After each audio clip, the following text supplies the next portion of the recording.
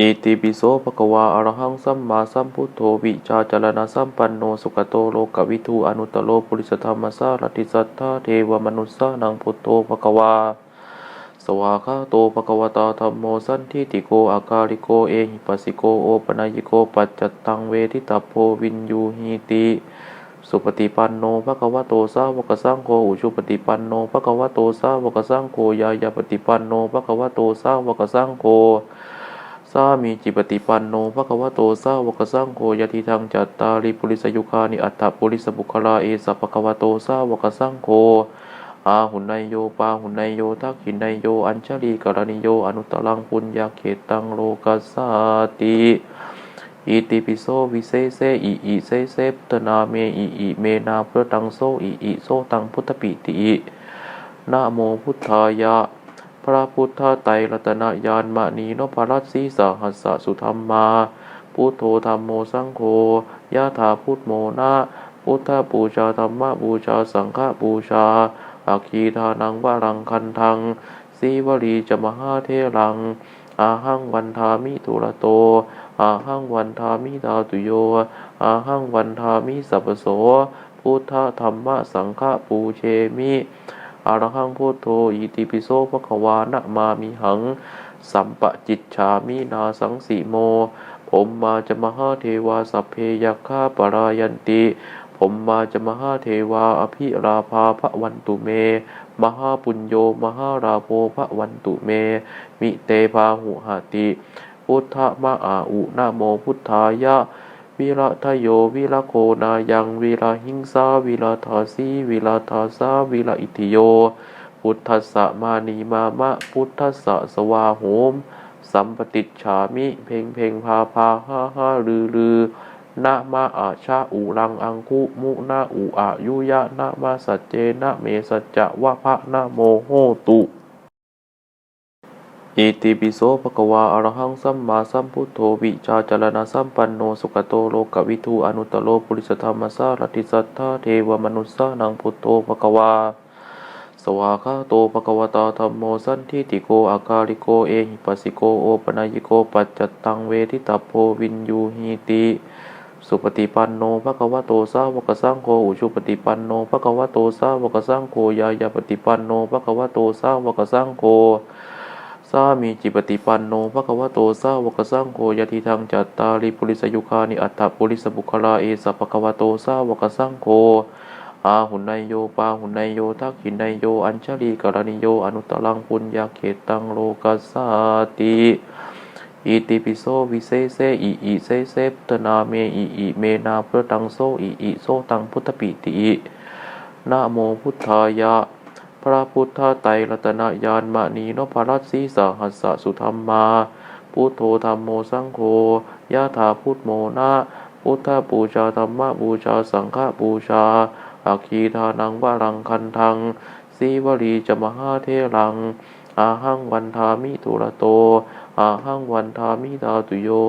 อาหังวันทามิสัพพโสพุทธธรรมสังฆปูเชมิอรหังพุทโธอิติปิโสภควานะมามิหังสัมปะจิตฉามินาสังสีโมผมมาจะมหาเทวาสัพเพยัคฆาปรายันติผมมาจะมหาเทวาอภิราภาภวันตุเมมหาปุญโยมหาราโภภวันตุเมมิเตภาหุหติพุทธมะอาอุนะโมพุทธายะวิรัตโยวิรโคนายังวิรหิงสาวิรทาสีวิรทาสาวิรอิติโยพุทธัสสะมานีมามะพุทธัสสะสวาโหม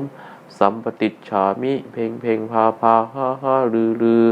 นะมาอาชาอุรังอังคุมุนะอุอายุยะนะมาสัจเจนะเมสัจจะวะภะนะโมโหตุ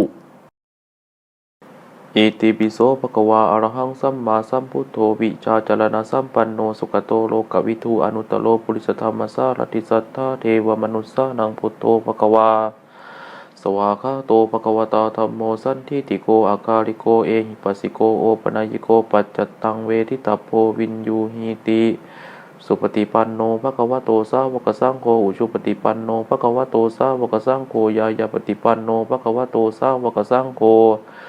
ส สามีจิปฏิปันโนภควโตสาวกสังโฆยติทังจัตตาริปุริสยุคานิอัตถปุริสบุคลาเอสะภควโตสาวกสังโฆอาหุนายโยปาหุนายโยทักขินายโยอัญชลีกรณิโยอนุตตรังปุญญาเขตังโลกัสสาติอิติปิโสวิเศษเสอิเสเสพุทธนาเมอิเมนาพุทธังโสอิโสตังพุทธปิตินะโมพุทธายะพระพุทธไตรรัตนญาณมณีนพรัตสีสหัสสะสุธรรมาพุทโธธัมโมสังโฆยะถาพุทโมนะพุทธบูชาธรรมบูชาสังฆบูชาอาคีทานังวรังคันทังสีวลีจมหาเทรังอาหังวันทามิทุระโตอาหังวันทามิธาตุโยอาหังวันทามิสัพพโสพุทธธรรมสังฆปูเชมิอรหังพุทโธอิติปิโสภควานะมามิหังสัมปะจิตฉามินาสังสีโมผมมาจะมหาเทวาสัพเพยัคฆาปรายันติผมมาจะมหาเทวาอภิราภาภวันตุเมมหาปุญโยมหาราโภภวันตุเมมิเตภาหุหติพุทธมะอาอุนะโมพุทธายะวิระทโยวิระโคนายังวิระหิงสาวิระทาสีวิระทาสาวิระอิทิโยพุทธัสสะมานีมามะพุทธัสสะสวาโหมสัมปติจฉามิเพ่งเพ่งพาพาห้าห้าลือนะมาอาชาอุรังอังคุมุนาอุอายุยะนะมาสัจเจนะเมสัจจะวะภะนะโมโหตุอิติปิโสภควาอรหังสัมมาสัมพุทโธวิชาจารณสัมปันโนสุขโตโลกวิทูอนุตตโรปุริสธรรมสารติสัทธาเทวมนุสสานังพุทโธภควาสวากขาโตภควตาธัมโมสันทิติโกอากาลิโกเอหิปัสสิโกโอปนายโกปัจจัตตังเวทิตาโพวินยูหิติสุปฏิปันโนภควโตสาวกสังโฆอุชุปฏิปันโนภควโตสาวกสังโฆยายาปฏิปันโนภควโตสาวกสังโฆสามีจิปฏิปันโนภควโตสาวกสังโฆยติทังจัตตาริปุริสยุคานิอัตถปุริสบุคลาเอสะภควโตสาวกสังโฆอาหุนายโยปาหุนายโยทักขินายโยอัญชลีกรณิโยอนุตตรังปุญญาเขตังโลกัสสาติอิติปิโสวิเศษเสอิเสเสพุทธนาเมอิเมนาพุทธังโสอิโสตังพุทธปิตินะโมพุทธายะพระพุทธไตรรัตนญาณมณีนพรัตสีสหัสสะสุธรรมาพุทโธธัมโมสังโฆยะถาพุทโมนะพุทธบูชาธรรมบูชาสังฆบูชาอาคีทานังวรังคันทังสีวลีจมหาเทรังอาหังวันทามิทุระโตอาหังวันทามิธาตุโยอาหังวันทามิสัพพโสพุทธธรรมสังฆปูเชมิอรหังพุทโธอิติปิโสภควานะมามิหังสัมปะจิตฉามินาสังสีโมผมมาจะมหาเทวาสัพเพยัคฆาปรายันติผมมาจะมหาเทวาอภิราภาภวันตุเมมหาปุญโยมหาราโภภวันตุเมมิเตภาหุหติพุทธมะอาอุนะโมพุทธายะวิระทโยวิระโคนายังวิระหิงสาวิระทาสีวิระทาสาวิระอิทิโยพุทธัสสะมานีมามะพุทธัสสะสวาโหมสัมปติจฉามิเพ่งเพ่งพาพาห้าห้าลือนะมาอาชาอุรังอังคุมุนาอุอายุยะนะมาสัจเจนะเมสัจจะวะภะนะโมโหตุอิติปิโสภควาอรหังสัมมาสัมพุทโธวิชาจารณสัมปันโนสุขโตโลกวิทูอนุตตโรปุริสธรรมสารติสัทธาเทวมนุสสานังพุทโธภควาสวากขาโตภควตาธัมโมสันทิติโกอากาลิโกเอหิปัสสิโกโอปนายโกปัจจัตตังเวทิตาโพวินยูหิติสุปฏิปันโนภควโตสาวกสังโฆอุชุปฏิปันโนภควโตสาวกสังโฆยายาปฏิปันโนภควโตสาวกสังโฆสามีจิปฏิปันโนภควโตสาวกสังโฆยติทังจัตตาริปุริสยุคานิอัตถปุริสบุคลาเอสะภควโตสาวกสังโฆอาหุนายโยปาหุนายโยทักขินายโยอัญชลีกรณิโยอนุตตรังปุญญาเขตังโลกัสสาติอิติปิโสวิเศษเสอิเสเสพุทธนาเมอิเมนาพุทธังโสอิโสตังพุทธปิตินะโมพุทธายะพระพุทธไตรรัตนญาณมณีนพรัตสีสหัสสะสุธรรมาพุทโธธัมโมสังโฆ ยะถาพุทโมนะพุทธบูชาธรรมบูชาสังฆบูชาอาคีทานังวารังคันทังสีวลีจมหาเทรังอาหังวันทามิตุระโตอาหังวันทามิธาตุโยอาหังวันทามิสัพพโสพุทธธรรมสังฆปูเชมิอรหังพุทโธอิติปิโสภควานะมามิหังสัมปะจิตฉามินาสังสีโมผมมาจะมหาเทวาสัพเพยัคฆาปรายันติผมมาจะมหาเทวาอภิราภาภวันตุเมมหาปุญโยมหาราโภภวันตุเมมิเตภาหุหติพุทธมะอาอุนะโมพุทธายะวิระทโยวิระโคนายังวิระหิงสาวิระทาสีวิระทาสาวิระอิติโยพุทธัสสะมานีมามะพุทธัสสะสวาโหมสัมปติจฉามิเพ่งเพ่งพาพาห้าห้าลือนะมาอาชาอุรังอังคุมุนะอุอายุยะนะมาสัจเจนะเมสัจจะวะภะนะโมโหตุอิติปิโสภควาอรหังสัมมาสัมพุทโธวิชาจารณสัมปันโนสุขโตโลกวิทูอนุตตโรปุริสธรรมสารติสัทธาเทวมนุสสานังพุทโธภควาสวากขาโตภควตาธัมโมสันทิติโกอากาลิโกเอหิปัสสิโกโอปนัยโกปัจจัตตังเวทิตาโพวินยูหิติสุปฏิปันโนภควโตสาวกสังโฆอุชุปฏิปันโนภควโตสาวกสังโฆยายาปฏิปันโนภควโตสาวกสังโฆสามีจิปฏิปันโนภควโตสาวกสังโฆยติทังจัตตาริปุริสยุคานิอัตถปุริสบุคลาเอสะภควโตสาวกสังโฆอาหุนายโยปาหุนายโยทักขินายโยอัญชลีกรณิโยอนุตตรังปุญญาเขตังโลกัสสาติอิติปิโสวิเศษอิเสเสพุทธนาเมอิเมนาพระตังโสอิโสตังพุทธปิตินะโมพุทธายะพระพุทธไตรรัตนญาณมณีนพรัตสีสหัสสะสุธรรมาพุทโธธัมโมสังโฆยะถาพุทโมนะพุทธบูชาธรรมบูชาสังฆบูชาอาคีทานังวารังคันทังสีวลีจมหาเทรังอาหังวันทามิตุระโตอาหังวันทามิธาตุโยอาหังวันทามิสัพพโสพุทธธรรมสังฆปูเชมิอรหังพุทโธอิติปิโสภควานะมามิหังสัมปะจิตฉามินาสังสีโมผมมาจะมหาเทวาสัพเพยัคฆาปรายันติผมมาจะมหาเทวาอภิราภาภวันตุเมมหาปุญโยมหาราโภภวันตุเมมิเตภาหุหติพุทธมะอาอุนะโมพุทธายะวิระทโยวิระโคนายังวิระหิงสาวิระทาสีวิระทาสาวิระอิติโยพุทธัสสะมานีมามะพุทธัสสะสวาโหมสัมปติจฉามิเพ่งเพ่งพาพาห้าห้าลือนะมาอาชาอุรังอังคุมุนะอุอายุยะนะมาสัจเจนะเมสัจจะวะภะนะโมโหตุอิติปิโสภควาอรหังสัมมาสัมพุทโธวิชาจารณสัมปันโนสุขโตโลกวิทูอนุตตโรปุริสธรรมสารติสัทธาเทวมนุสสานังพุทโธภควาสวากขาโตภควตาธัมโมสันทิติโกอากาลิโกเอหิปัสสิโกโอปนัยโกปัจจัตตังเวทิตาโพวินยูหิติสุปฏิปันโนภควโตสาวกสังโฆอุชุปฏิปันโนภควโตสาวกสังโฆยายาปฏิปันโนภควโตสาวกสังโฆสามีจิปฏิปันโนภควโตสาวกสังโฆยติทังจัตตาริปุริสยุคานิอัตถปุริสบุคลาเอสะภควโตสาวกสังโฆอาหุนายโยปาหุนายโยทักขินายโยอัญชลีกรณิโยอนุตตรังปุญญาเขตังโลกัสสาติอิติปิโสวิเศษอิเสเสพุทธนาเมอิเมนาพระตังโสอิโสตังพุทธปิตินะโมพุทธายะ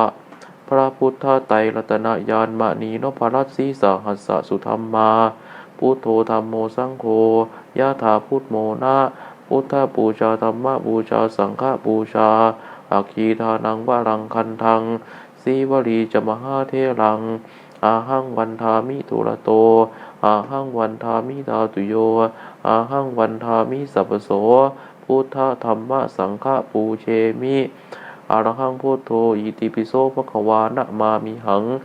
สัมปะจิตฉามินาสังสีโมผมมาจะมหาเทวาสัพเพยัคฆาปรายันติ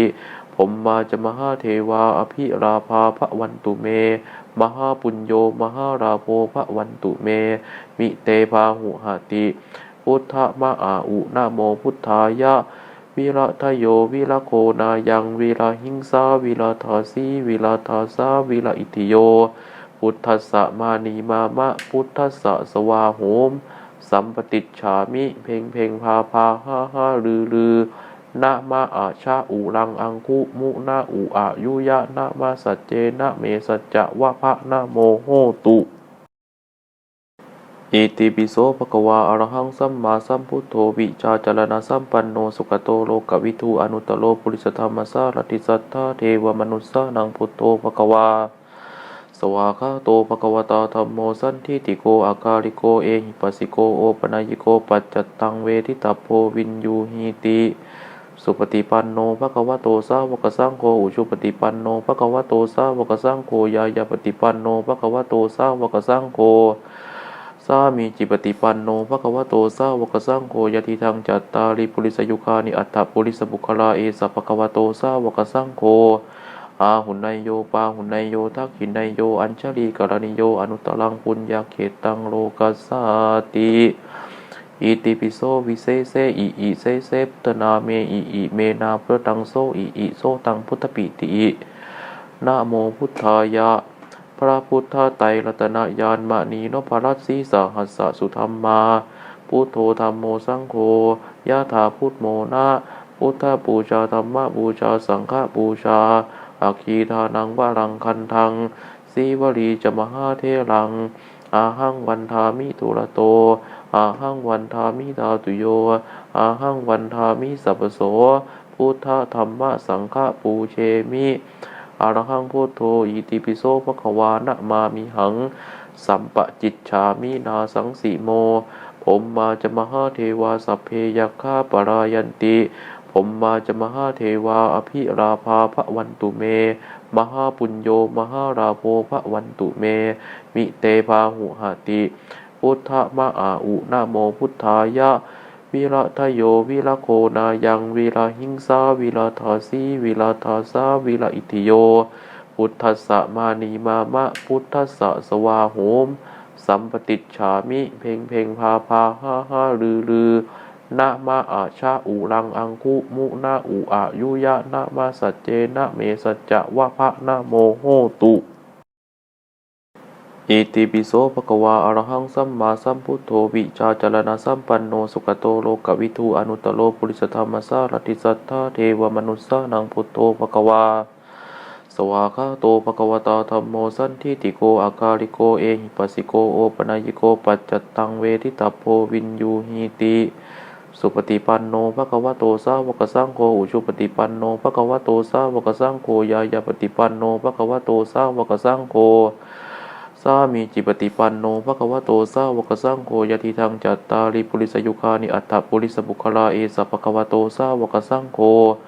อาหุนายโยปาหุนายโยทักขินายโยอัญชลีกรณิโยอนุตตรังปุญญาเขตังโลกัสสาติอิติปิโสวิเศษอิเสเสพุทธนาเมอิเมนาพระตังโสอิโสตังพุทธปิตินะโมพุทธายะพระพุทธไตรรัตนญาณมณีนพรัตสีสหัสสะสุธรรมาพุทโธธัมโมสังโฆยะถาพุทโมนะพุทธบูชาธรรมบูชาสังฆบูชาอาคีทานังวารังคันทังสีวลีจมหาเทรังอาหังวันทามิตุระโตอาหังวันทามิธาตุโยอาหังวันทามิสัพพโสพุทธธรรมสังฆปูเชมิอะระหังพุทโธอิติปิโสภะคะวานะมามิหังสัมปะจิตฉามินาสังสีโมผมมาจะมหาเทวาสัพเพยัคฆาปรายันติผมมาจะมหาเทวาอภิราภาพระวันตุเมมหาปุญโญมหาราโภพระวันตุเมมิเตพาหุหติพุทธมะอาอุนะโมพุทธายะวิระทโยวิระโคนายังวิระหิงสาวิระทาสีวิระทาสาวิระอิติโยพุทธัสสะมานีมามะพุทธัสสะสวาโหมสัมปติจฉามิเพ่งเพ่งพาพาห้าห้าลือ นะมะอาชาอุรังอังคุมุนะอุอายุยะนะมะสัจเจนะเมสัจจะวะภะนะโมโหตุอิติปิโสภะคะวาอะระหังสัมมาสัมพุทโธวิชาจารณสัมปันโนสุขโตโลกวิทูอนุตตโรปุริสธรรมสารติสัทธาเทวมนุสสานังพุทโธภะคะวาสวากขาโตภะคะวตาธัมโมสันทิติโกอากาลิโกเอหิปัสสิโกโอปนัยโกปัจจตังเวทิตาโพวินยูหิติสุปฏิปันโนภะคะวะโตสาวกสังโฆอุชุปฏิปันโนภะคะวะโตสาวกสังโฆยายาปฏิปันโนภะคะวะโตสาวกสังโฆสามีจิปฏิปันโนภะคะวะโตสาวกสังโฆยะทิทังจัตตาริปุริสยุคานิอัตถปุริสบุคลาเอสะภะคะวะโตสาวกสังโฆอาหุนายโยปาหุนายโยทักขินายโยอัญชลีกรณิโยอนุตตรังปุญญาเขตังโลกัสสาติอิติปิโสวิเศษอิเสเสปตนาเมอิเมนาพระตังโสอิโสตังพุทธปิตินะโมพุทธายะพระพุทธไตรรัตนญาณมณีนพรัตสีสหัสสะสุธรรมาพุทโธธัมโมสังโฆยะถาพุทโมนะพุทธบูชาธรรมบูชาสังฆบูชาอาคีทานังวารังคันทังสีวลีจมหาเทรังอาหังวันทามิตุระโตอาหังวันทามิธาตุโยอาหังวันทามิสัพพโสพุทธธรรมสังฆปูเชมิอรหังพุทโธอิติปิโสภะคะวานะมามิหังสัมปะจิตฉามินาสังสีโมผมมาจะมหาเทวาสัพเพยัคฆาปรายันติผมมาจะมหาเทวาอภิราภาภวันตุเมมหาปุญโยมหาราโภภวันตุเมมิเตภาหุหติพุทธมะอาอุนะโมพุทธายะวิระทโยวิระโคนายังวิระหิงสาวิระทาสีวิระทาสาวิระอิติโยพุทธัสสะมานีมามะพุทธัสสะสวาโหม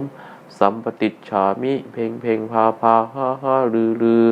นะมะอาชาอุรังอังคุมุนะอุอายุยะนะมะสัจเจนะเมสัจจะวะภะนะโมโหตุ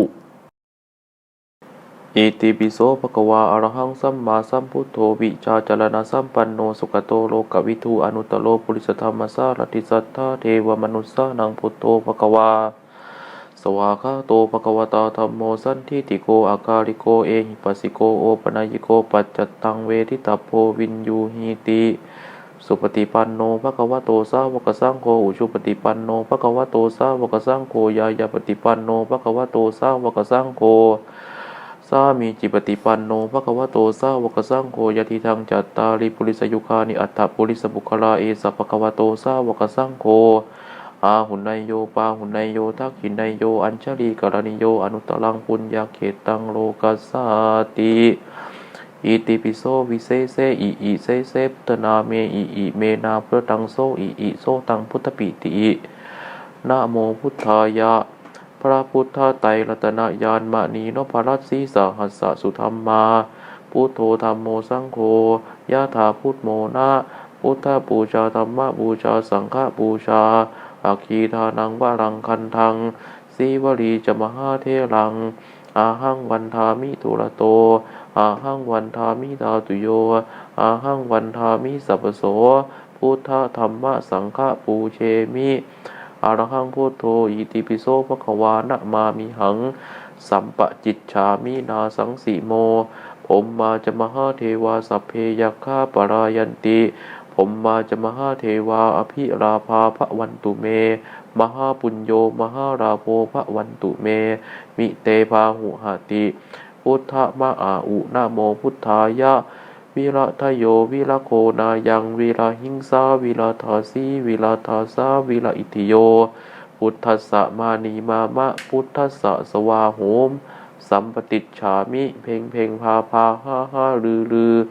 นะมะอาชาอุรังอังคุมุนะอุอายุยะนะมะสัจเจนะเมสัจจะวะภะนะโมโหตุ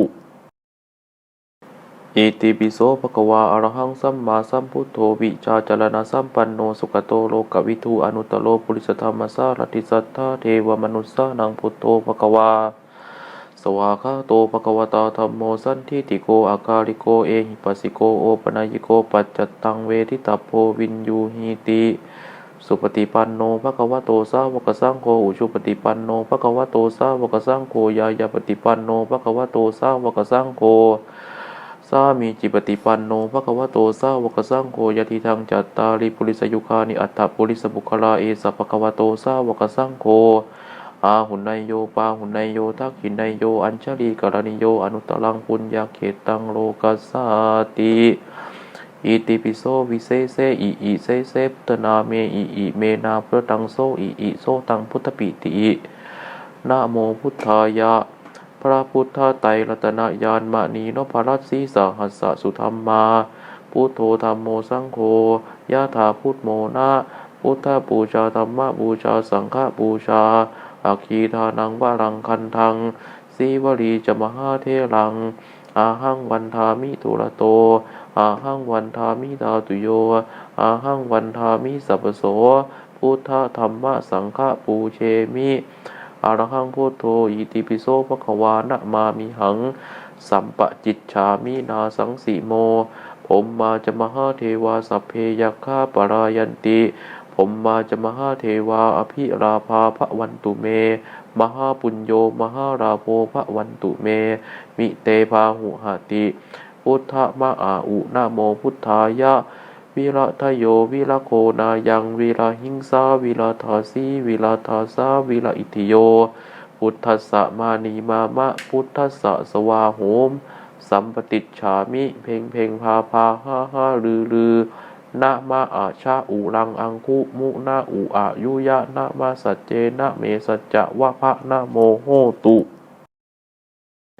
อิติปิโสภควาอรหังสัมมาสัมพุทโธวิชาจารณะสัมปันโนสุขโตโลกวิทูอนุตตโรปุริสธรรมสารติสัทธาเทวมนุสสานังพุทโธภควาสวากขาโตภควตาธัมโมสันทิติโกอากาลิโกเอหิปัสสิโกโอปนัยโกปัจจตังเวทิตาโพวินยูหิติสุปฏิปันโนภควโตสาวกสังโฆอุชุปฏิปันโนภควโตสาวกสังโฆยายาปฏิปันโนภควโตสาวกสังโฆสามีจิปฏิปันโนภควโตสาวกสังโฆยะทิทังจัตตาริปุริสยุคานิอัตถปุริสบุคลาเอสะภควโตสาวกสังโฆอาหุนายโยปาหุนายโยทักขินายโยอัญชลีกรณิโยอนุตตรังปุญญาเขตังโลกัสสาติอิติปิโสวิเศษอิเสเสพุทธนาเมอิเมนาพระตังโสอิโสตังพุทธปิตินะโมพุทธายะพระพุทธไตรรัตนญาณมณีนพรัตสีสหัสสะสุธรรมาพุทโธธัมโมสังโฆยะถาพุทโมนะพุทธบูชาธรรมบูชาสังฆบูชาอาคีทานังวารังคันทังสีวลีจมหาเทรังอาหังวันทามิตุระโตอาหังวันทามิธาตุโยอาหังวันทามิสัพพโสพุทธธรรมสังฆปูเชมิอรหังพุทโธอิติปิโสภควานะมามิหังสัมปจิตฉามินาสังสีโมผมมาจะมหาเทวาสัพเพยัคฆาปรายันติผมมาจะมหาเทวาอภิราภาภวันตุเมมหาปุญโยมหาราโภภวันตุเมมิเตภาหุหติพุทธมะอาอุนะโมพุทธายะวิรัตโยวิรโคนายังวิรหิงสาวิรทาสีวิรทาสาวิรอิติโยพุทธัสสะมานีมามะพุทธัสสะสวาโหมสัมปติจฉามิเพ่งเพ่งพาพาห้าห้าลือนะมาอาชาอุรังอังคุมุนะอุอายุยะนะมาสัจเจนะเมสัจจะวะภะนะโมโหตุอิติปิโสภควาอรหังสัมมาสัมพุทโธวิชาจารณะสัมปันโนสุขโตโลกวิทูอนุตตโรปุริสธรรมสารติสัทธาเทวมนุสสานังพุทโธภควาสวากขาโตภควตาธัมโมสันทิติโกอากาลิโกเอหิปัสสิโกโอปนัยโกปัจจตังเวทิตาโพวินยูหิติสุปฏิปันโนภควโตสาวกสังโฆอุชุปฏิปันโนภควโตสาวกสังโฆยายาปฏิปันโนภควโตสาวกสังโฆสามีจิปฏิปันโนภควโตสาวกสังโฆยะทิทังจัตตาริปุริสยุคานิอัตถปุริสบุคลาเอสะภควโตสาวกสังโฆอาหุนายโยปาหุนายโยทักขินายโยอัญชลีกรณิโยอนุตตรังปุญญาเขตังโลกัสสาติอิติปิโสวิเศษอิเสเสพุทธนาเมอิเมนาพระตังโสอิโสตังพุทธปิติ นะโมพุทธายะพระพุทธไตรรัตนญาณมณีนพรัตน์สีสหัสสะสุธรรมาพุทโธธัมโมสังโฆยะถาพุทโมนะพุทธบูชาธรรมบูชาสังฆบูชาอาคีทานังวรังคันทังสีวลีจมหาเทรังอาหังวันทามิทุระโตอาหังวันทามิธาตุโยอาหังวันทามิสัพพโสพุทธธรรมสังฆปูเชมิอรหังพุทโธอิติปิโสภควานะมามิหังสัมปะจิตฉามินาสังสีโมผมมาจะมหาเทวาสัพเพยัคฆาปรายันติผมมาจะมหาเทวาอภิราภาภวันตุเมมหาปุญโยมหาราโภภวันตุเมมิเตภาหุหติพุทธมะอาอุนะโมพุทธายะวิระทโยวิระโคนายังวิระหิงสาวิระทาสีวิระทาสาวิระอิทิโยพุทธัสสะมานีมามะพุทธัสสะสวาโหมสัมปติจฉามิเพ่งเพ่งพาพาห้าห้าลือนะมาอาชาอุรังอังคุมุนะอุอายุยะนะมาสัจเจนะเมสัจจะวะภะนะโมโหตุอิติปิโสภะคะวาอะระหังสัมมาสัมพุทโธวิชาจารณะสัมปันโนสุขโตโลกวิทูอนุตตโรปุริสธรรมสารติสัทธาเทวมนุสสานังพุทโธภะคะวาสวากขาโตภะคะวตาธัมโมสันทิติโกอากาลิโกเอหิปัสสิโกโอปนัยโกปัจจัตตังเวทิตาโพวินยูหิติ